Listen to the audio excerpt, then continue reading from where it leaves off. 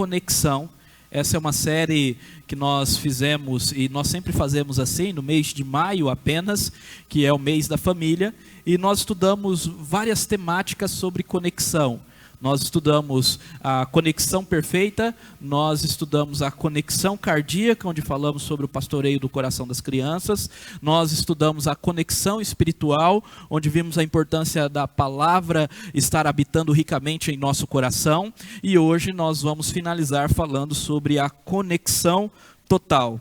E eu quero pedir aos irmãos a abrirem suas Bíblias no texto de Cantares 8, e nós vamos ler os versículos 6 a 7. Nós podemos nos referir a este livro tanto como Cantares, muitos conhecem assim, como Cântico dos Cânticos de Salomão. E as nossas versões mais atuais trazem dessa forma, Cântico dos Cânticos de Salomão. Depois eu vou explicar por que esse título. Então, abra sua Bíblia em Cantares 8, 6 a 7, é o mesmo Cântico dos Cânticos de Salomão, para que nós possamos fazer essa leitura. Obrigado, meu irmão. Conexão total, este é o tema desta noite. O texto eu também trouxe aí nos slides, e diz assim: Ponha-me como selo sobre o seu coração, como selo sobre o seu braço, porque o amor é tão forte como a morte, e o ciúme é tão duro como a sepultura. As suas chamas são chamas de fogo, são labaredas enormes. As muitas águas não poderiam apagar o amor, nem os rios afogá-lo. Ainda que alguém oferecesse todos os bens da sua casa para comprar o amor, receberia em troca apenas desprezo. Vamos orar mais uma vez? Pai, nos declariza sobre o significado desse texto, através do Teu Santo Espírito. E ao compreendermos, ó Pai, aplica essas verdades aos nossos corações. Que não saiamos daqui, ó Deus, nesta noite, sem conseguir ver a Tua glória, o Teu amor para conosco, o Teu Evangelho. Em nome de Jesus. Amém. Meus irmãos, o Randy Pope, no Life on Life, que é o discipulado missional Vida a Vida, ele traz um estudo no material, no currículo de estudo, a jornada, no amarelo. Ele traz um estudo sobre os 5 tipos de casamentos.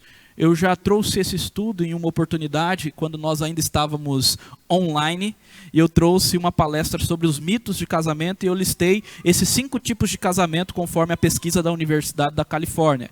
E aqueles que estiveram presentes, eu vou relembrar. Aqueles que não estiveram, eu vou informar dessa pesquisa da Universidade da Califórnia, 5 tipos de casamento. A pesquisa fala sobre o primeiro tipo, o casal que é acostumado com o conflito. Tem discussões e aborrecimentos constantes, coloque-os no mesmo ambiente e eles brigam, diz o Randy Pope. Este é o casal que parece até gostar de brigar. Vocês conhecem casais assim? Eu que vivo aconselhando casais, né, pelo menos desde o início do meu ministério pastoral, já há 9 anos, eu tenho visto constantemente casais que são acostumados com a briga. O estilo deles é brigar. Eles brigam constantemente. Se estão juntos, brigam, brigam, brigam. Parece que não tem outro propósito a não ser brigar. Esse é um problema. O casal desvitalizado é aquele que tinha um casamento que parecia ter começado com o pé direito, diz o Randy Pope, mas em algum lugar da caminhada a chama, o fogo, a labareda morreu. Eles são comprometidos com a instituição do casamento, estão casados por causa do compromisso da aliança, isso não é errado, mas não um com o outro. Falta um vínculo maior, uma conexão maior. Eles quase vivem vidas separadas na mesma casa. Da mesma forma que o casal desvitalizado é o casal passivo conveniente, que vive em trilhos paralelos. Eles são amigos, se dão bem, mas não são melhores amigos. Eles não compreendem porque os outros casais brigam tanto, porque eles já se dão bem, conseguem se dar bem. Contudo, vivem as suas vidas separadas. Não estão juntos, não decidem juntos. São 2 amigos, não melhores amigos. Cada um para o seu lado e se dão bem. Esse é o casal passivo conveniente. Agora existe o casamento vivo, que têm a interação frequente, e essa interação frequente é valiosa para ambos, e a comunicação entre eles é boa. Eles desfrutam de momentos de intimidade e são bons amigos. Esse já é um alvo melhor para nós. Mas esse não é o último alvo. Pode haver algo mais. E tem. E qual que é? Os casais que estão completamente casados. Os casais que estão totalmente conectados. Diz o Randy Popper, a vida dos casais completamente casados são profundamente entrelaçadas. Eles são melhores amigos, cujos objetivos são intercambiáveis. Eles compartilham de uma satisfação profunda no relacionamento. São totalmente conectados. A pergunta é, como ser totalmente conectados? O texto de hoje nos revela pelo menos 3 coisas que nós podemos aplicar exatamente nesse ponto, para que nós sejamos totalmente conectados. Claro que é importante que os irmãos entendam que para sermos totalmente conectados, não apenas na relação conjugal, mas também com os nossos filhos, nós precisamos aplicar os princípios de toda essa série, de todos os sermões. E se você perdeu um, vai lá no nosso canal de YouTube e assista um dos sermões. Porque nós não teremos uma conexão total sem conexão espiritual, sem o coração estar cheio da palavra. Nós não teremos uma conexão total se não tivermos uma conexão cardíaca, se o alvo não for o coração. Nós não teremos uma conexão total se o vínculo perfeito não estiver entre os nossos relacionamentos. E o vínculo é o amor. E hoje nós vamos falar mais um pouco sobre o amor. Tá bom? Então assista a todos e nós vamos aprender mais 3 princípios hoje. Bom, deixa eu falar sobre o Cântico dos Cânticos de Salomão. Como eu disse, o título em hebraico desse livro, ele pode ser traduzido como mais excelente dos cânticos, grande cântico ou cântico dos cânticos. E isso é um hebraísmo. Está querendo dizer que ele é o cântico destacado, mais excelente dos cânticos, o grande, o sublime cântico, essa é a ideia. E há várias interpretações em relação ao Cântico dos Cânticos de Salomão. Como, por exemplo, a interpretação alegórica, que remonta aí o período de Orígenes, que foi um pai da igreja lá no início do cristianismo, que interpretava o Antigo Testamento de maneira alegórica, e não é a forma que nós interpretamos. Para Orígenes, ele afirma aqui nesse caso que o noivo e a noiva seriam Cristo e a igreja. Então ele pega esse livro e vê Cristo e a igreja em todo o livro, fazendo interpretações alegóricas. E há muitas pessoas que fazem exatamente essa interpretação. Talvez você já tenha visto pregações nesse sentido. Esse livro está falando sobre Cristo e a igreja. Os judeus também faziam isso no Antigo Testamento. Nós chamamos de interpretação tipológica, dizendo que isso tem a ver com Deus e o povo de Israel. Agora, não é este o foco que nós vamos tomar. Apesar de que nós podemos dizer com toda a convicção que o casamento, ele espelha Cristo e a igreja. E por que nós falamos com toda a convicção isso?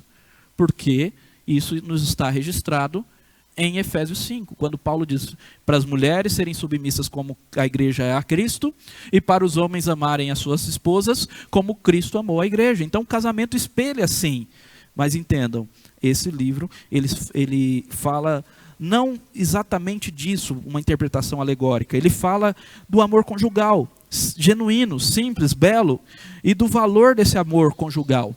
Nesse livro então nós vemos uma jovem morena, sulamita aqui é uma designação da sua etnia, da localidade da sua região. Ela é uma jovem que vivia nos campos, ela tem origem rural, origem simples, humilde, e ela canta o romance com o seu noivo. Ambos cantam seu amor um ao outro, mostrando a beleza do genuíno amor conjugal. Então esse livro ele tem esse propósito, mostrar a beleza do genuíno amor conjugal. Agora atenção a isso. É importante nós estarmos atentos a todos os detalhes. Há uma teoria que está se tornando bastante popular e defendida por Erich Wald, 1816, talvez a pronúncia do nome não seja bem essa, mas esse é o rapaz. Ele escreveu essa teoria em 1816, que é a teoria da trama, ou a trama do drama, a teoria do drama. E ele vê não apenas 2 personagens nesse livro, mas 3 em um drama. Ele vê a Sulamita, ele vê o amado, que segundo ele é um pastor, e ele vê o rei. Essa teoria ela está bastante difundida. O nosso irmão, pastor reverendo Samuel Vieira, fez uma série de pregações, e ele também tem um livro chamado Teologia do Afeto, que ele defende essa teoria e ele segue exatamente essa linha. A ideia de que a Sulamita era uma jovem do interior, uma jovem que vivia na zona rural, o rei a viu, o rei tentou comprar o seu dote e levá-la para o seu harém, para que ela casasse com ela, o rei, no caso Salomão, para que ele casasse com ela, mas ela não quis isso. Ela continuou com o seu compromisso fiel com o seu noivo, um jovem pastor.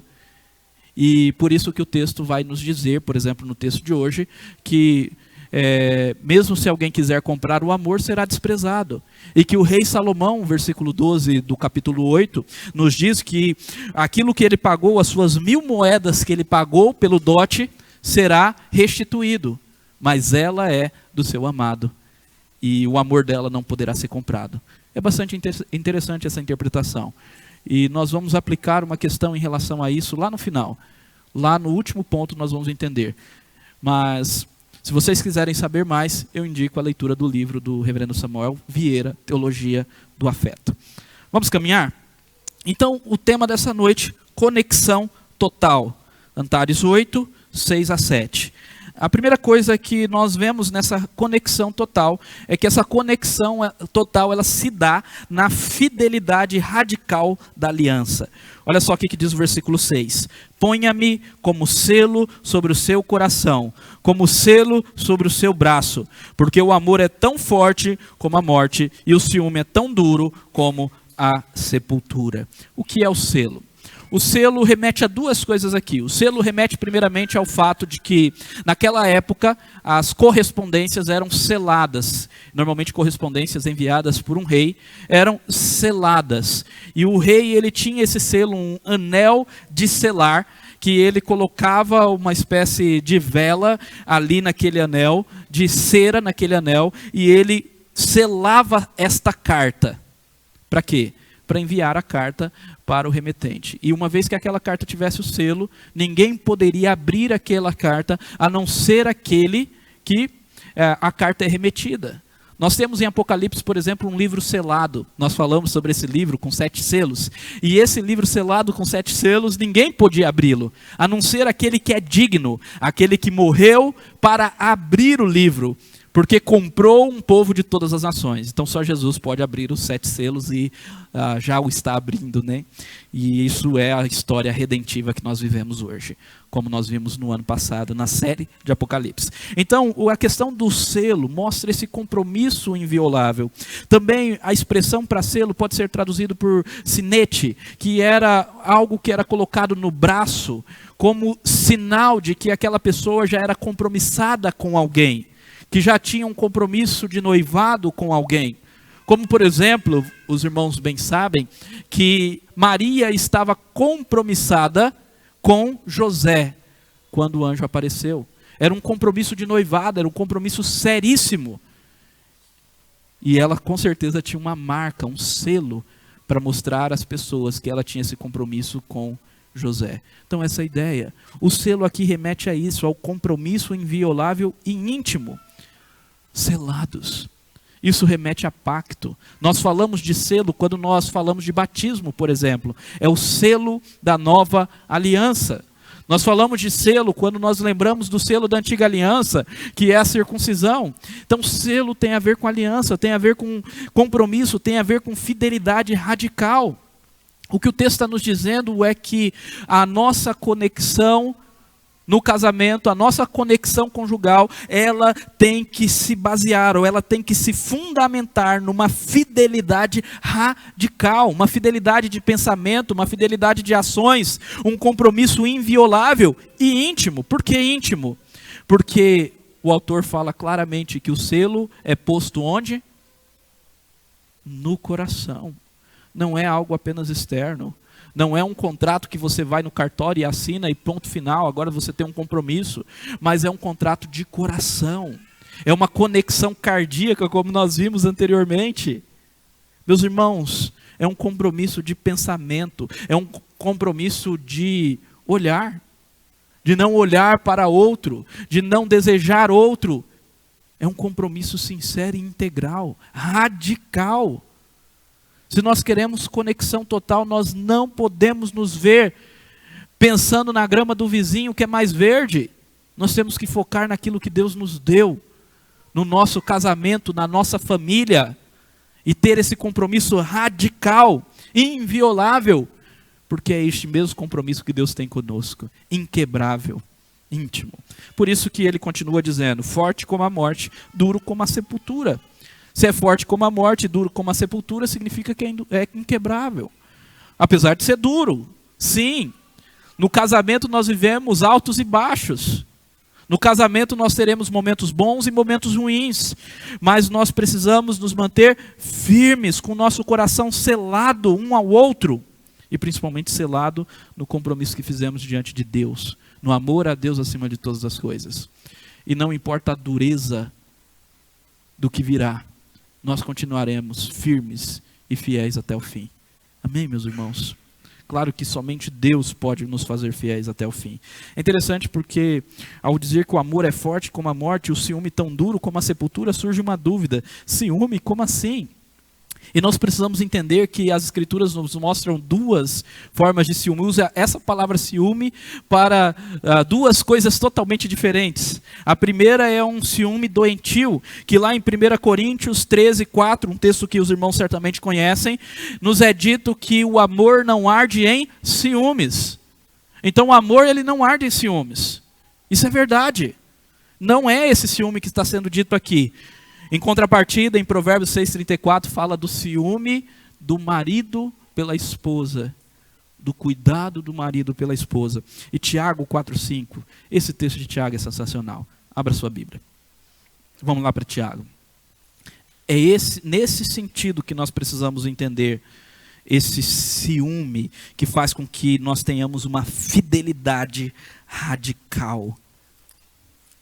Tiago, capítulo 4, versículo 5.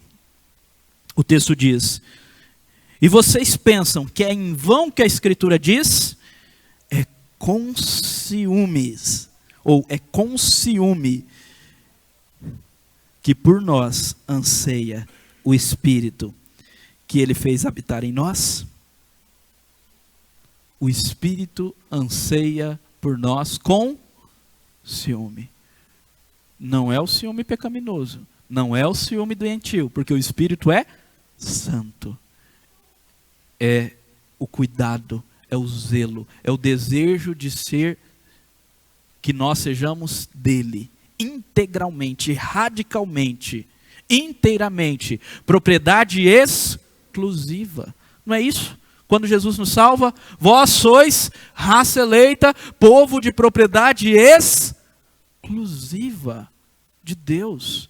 Somos dele e de ninguém mais. Se o seu coração divide senhores, você não serve a Deus. Jesus disse isso. Ninguém pode servir a dois senhores. É a mesma coisa no casamento. Como é difícil isso, né, meus irmãos? Às vezes o nosso coração está dividido e nós precisamos entender.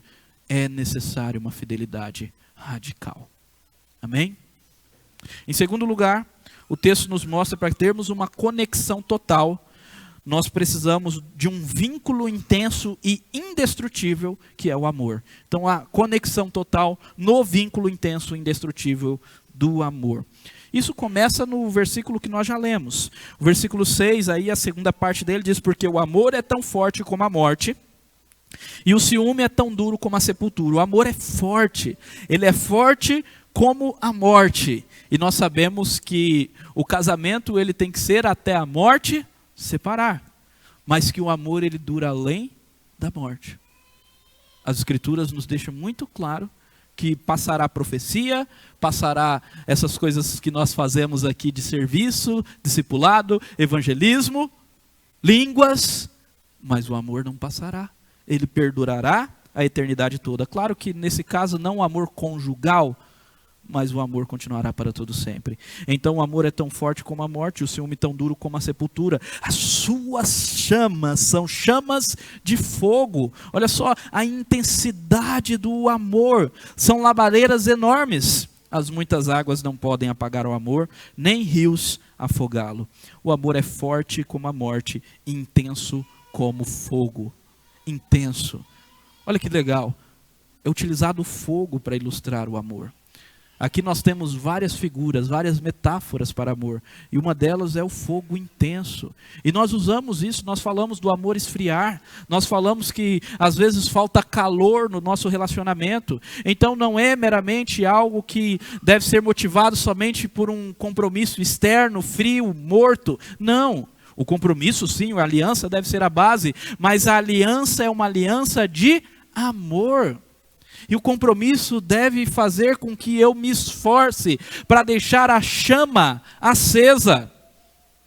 Você se esforça para ficar apaixonado pela sua esposa? Você se esforça para ficar apaixonado pelo seu esposo constantemente?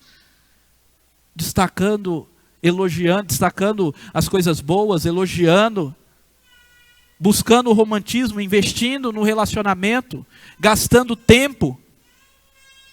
Meus irmãos, é chamas, chamas de fogo, intensas labaredas, labaredas enormes, de tal maneira que as muitas águas, nem a morte pode vencê-lo e nem as muitas águas. Olha que interessante, nem as muitas águas. Para o judeu, a questão de água é muito importante, porque ele vivia em locais desérticos, onde por causa de uma chuva, lá no pé do Monte Hermon, descia torrentes sinuosas, levando tudo, arrastando tudo. Se eles dormissem no lugar errado, eles eram mortos por causa das águas. Aqui nós estamos distante de muitas águas, apesar de que na época das chuvas nós enfrentamos muitas águas, a nossa cidade se alagando. Mas imagine um local onde recebeu um tsunami, as águas arrastando tudo, levando tudo. O texto diz, as muitas águas não podem apagar o que é a chama do amor. O ponto é, se é amor verdadeiro, se é amor cuja fidelidade é radical, cuja base é a aliança, se é amor sacrificial e não mero desejo, não mero sentimento, as águas não vão apagar. A crise financeira não vai apagar. O problema das contas não vai apagar. Vocês estão entendendo? Há algumas coisas que geram problemas no casamento. Uma delas é problemas financeiros. Outra é filhos, né? Quando os filhos chegam, começa a crise. E por aí vai. Essas coisas não vão nos abalar, porque o amor é sincero, é verdadeiro. Ele é intenso e é indestrutível. O verdadeiro amor é indestrutível. E onde nós vemos isso também? Vamos lá em 1 Coríntios 13. Abra sua Bíblia aí. 1 Coríntios, capítulo 13. Desde o versículo 1. Vou ler o capítulo todo, que ele é curtinho, 3 versículos. Olha só. Ainda que eu fale a língua dos homens e dos anjos, se não tiver amor, serei como bronze que soa, ou como um símbolo que retine. Ainda que eu tenha um dom de profetizar e conheça todos os mistérios e toda a ciência, ainda que eu tenha tamanha fé ao ponto de transportar os montes, se não tiver amor, nada serei. Ainda que eu distribua todos os meus bens entre os pobres, e ainda que eu entregue o meu próprio corpo para ser queimado, se não tiver amor, isso de nada me adiantará. O amor é, estou lendo o versículo 4, 1 Coríntios 13, 4. O amor é paciente e bondoso. O amor não arde em ciúmes, não se envaidece, não é orgulhoso, não se conduz de forma inconveniente, não busca os seus interesses, não se irrita, não se ressente do mal. O amor não se alegra com a injustiça, mas se alegra com a verdade. Agora olha o versículo 7. Tudo sofre, tudo crê, tudo espera, tudo suporta. Ele é indestrutível. O verdadeiro amor, que tem como base a aliança, o compromisso pactual com Deus e com o cônjuge, é indestrutível. Tudo sofre, tudo crê, tudo espera, tudo suporta. O amor jamais acaba. Havendo profecias desaparecerão, havendo línguas cessarão, havendo ciência passará, pois o nosso conhecimento é incompleto e a nossa profecia é incompleta. Mas quando vier o que é completo, então o incompleto será aniquilado. Quando eu era menino, falava como menino, sentia como menino, pensava como menino. Quando cheguei a ser homem, desisti das coisas próprias de menino. Porque agora vemos no espelho de forma obscura, depois veremos face a face. Agora meu conhecimento é incompleto, depois conhecerei como também sou conhecido. Agora, porém, permanecem a fé, a esperança e o amor. Estes três, porém, o maior deles é o amor. Meus irmãos, isso aqui não é só para casados, não. Nós precisamos ter essa conexão uns com os outros. Amar como Cristo amou. Se você observar, todas as designações, todas as caracterizações do amor aqui são atitudes. É algo que nós fazemos em prol do outro. O amor é agir. É muito mais do que um sentimento. É agir. Isso tem tudo a ver com aquele contexto que foi levantado a partir de 1816, desse drama de 3 personagens do livro.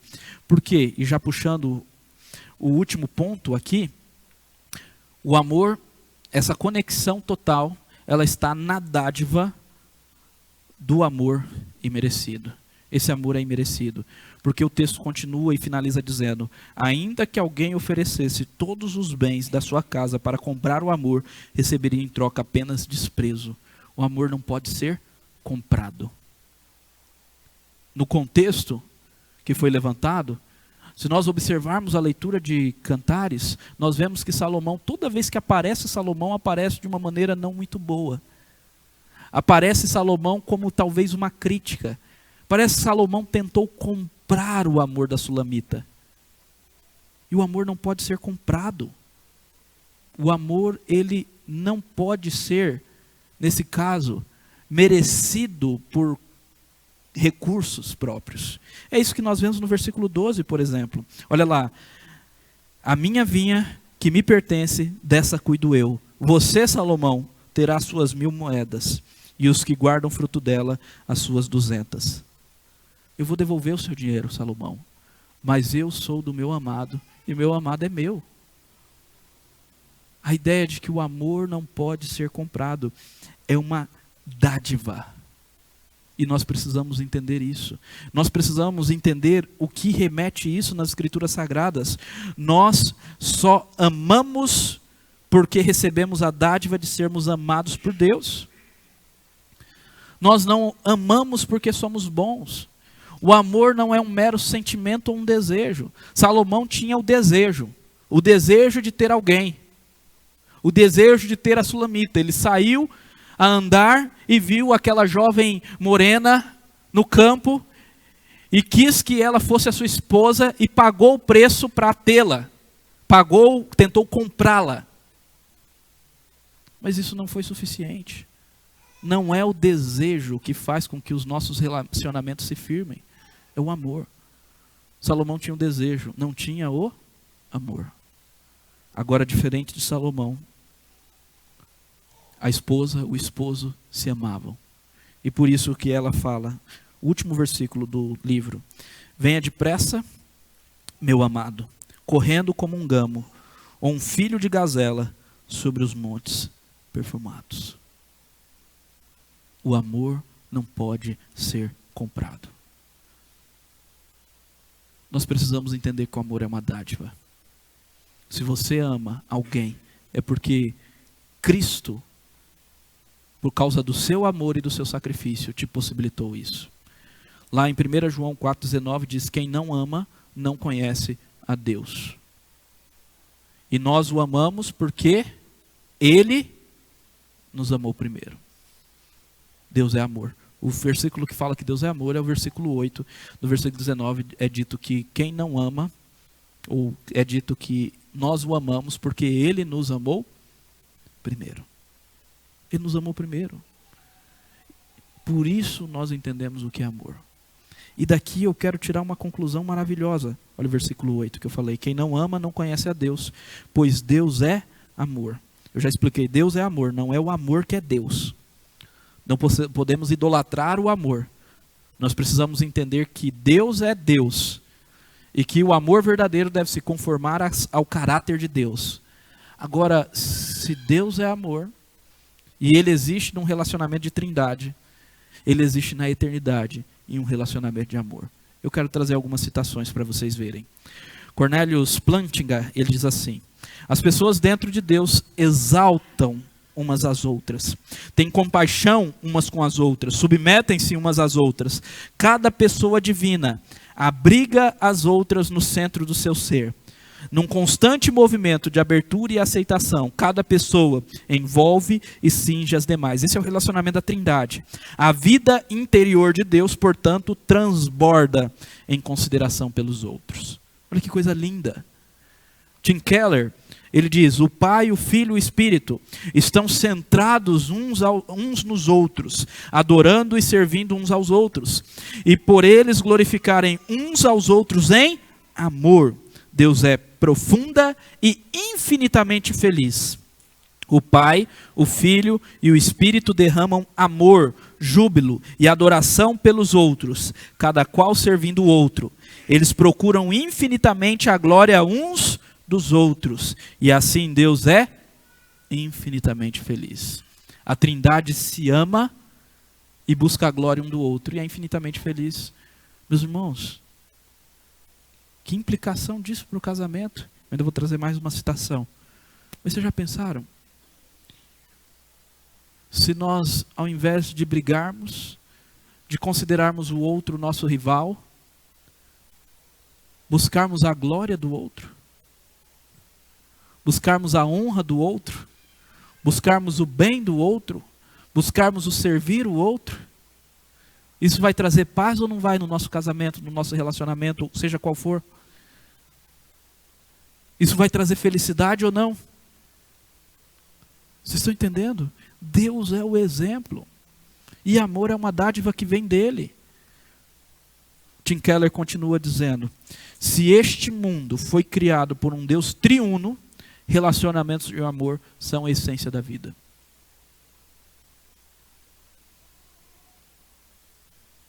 Entenderam? Vou ler novamente. Se este mundo foi criado por um Deus triuno, relacionamentos de amor são a essência da vida. Se por toda a eternidade, sem que tenha havido início ou fim, a realidade suprema é a comunhão de pessoas que se conhecem e amam umas às outras, então a realidade suprema tem a ver com relacionamentos de amor. Nós somos salvos para amar. Por isso, Paulo ele diz em Efésios, no versículo 2, vivam em amor, como Cristo nos amou e se entregou por nós como oferta e sacrifício em aroma agradável a Deus. Nós não merecíamos, não tem como comprar o amor, mas Cristo se deu inteiramente e voluntariamente, por amor de nós, se sacrificou, por isso nós podemos viver em amor, como Ele. E na sequência de Efésios capítulo 5, versículo 25, nós temos a exortação aos maridos. Maridos, que cada um de vocês ame a sua, como Cristo amou a igreja e se entregou por ela. Ele é o padrão de sacrifício, de amor, de vínculo, de conexão total. Amém? Já estamos caminhando para o final. Eu quero fazer algumas perguntas para refletir e praticar. Primeiro, qual é o fundamento do seu casamento? É o desejo? Nós chamamos esse desejo também de paixão. Como as músicas sertanejas cantam. Irmãos, se vocês entenderam bem, esse amor que as músicas sertanejas cantam, que a nossa sociedade goianiense idolatra, esse amor que é sinônimo de sofrer, essa sofrência exacerbada, não é o amor bíblico. Se você está em busca disso, você está em busca de desejo. de recompensa. E você não vai encontrar. Você vai se frustrar. Você é Salomão tentando comprar o dote da sulamita. Não caia nessa. É bom escutar um sertanejo, dar uma dor de cotovelo, mas não é bíblico. Por isso que nós cantamos: o amor só conhecia em canções que falavam de ilusões. Mas agora é diferente. Cristo fala a toda a gente, pois Ele nos deu o seu amor. Tome cuidado com o amor do mundo. O que você tem buscado no seu casamento, nos seus relacionamentos? O desejo, a recompensa ou a aliança de amor? Meus irmãos, a aliança é a base de tudo para nós. É por causa da aliança que nos relacionamos com Deus. Somos povo de propriedade exclusiva. Por isso o batismo é importante. É por causa da aliança que nos relacionamos uns com os outros. Você tem um compromisso de aliança com a sua igreja, você sabia? Algo que hoje às vezes é desvalorizado, mas você tem. Quando você veio aqui à frente e disse: eu vou fazer parte desse povo, eu creio em Deus, eu vou obedecer às autoridades, eu vou servir essa igreja, eu não vou faltar aos cultos. E a primeira coisa é romper os compromissos. No casamento também, nós vamos diante de Deus, falamos: nós vamos amar até a morte, na alegria e na tristeza, na riqueza e na pobreza. Mas na pobreza não, né? Se faltar dinheiro, espana. Vocês estão entendendo? Promessas. Até que ponto o selo foi posto no coração e não apenas de boca para fora? Esse é o ponto. Então, aliança de amor, fidelidade radical, amor intenso, indestrutível, é a base do seu casamento? Até que ponto você está tentando merecer e comprar o amor? Você tem se alegrado antes de tudo, no fato que Deus o ama?